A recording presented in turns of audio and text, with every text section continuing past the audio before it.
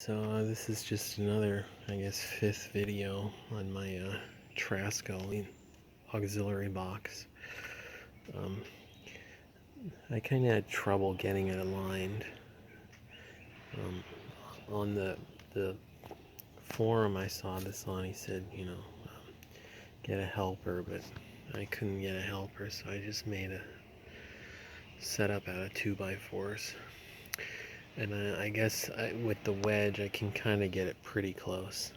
And I also forgot is you cut a hole in the top of the housing, and he said that was so you could also set up your pilot bearing, or I mean your throw-out bearing, and then you just epoxy this hole.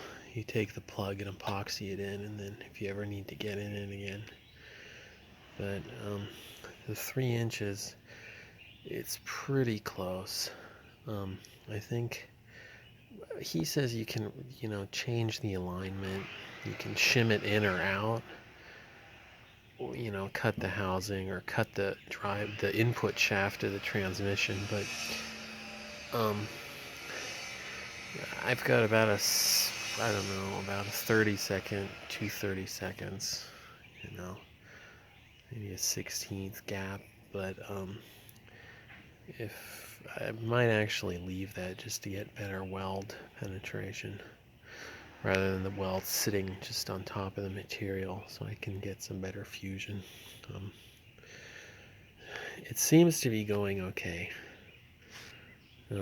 Like I said before, is I really wanted to avoid cutting anything, and I looked a lot like at using T90s and stuff from Jeeps, but it's just the problem is with the stock bell housing is you don't have the clearance you need. And even I thought about modifying one of these gearboxes so that I could use the existing Oliver or cletrac input shaft, and it wasn't really feasible because it was an inside spline, so that would be pretty hard to do. And so I guess I ended up doing it this way. I even thought, about lengthening the frame just by the 3.5 inches I need, or 4 inches, but then your tracks would be longer, and that would throw everything else out of alignment. So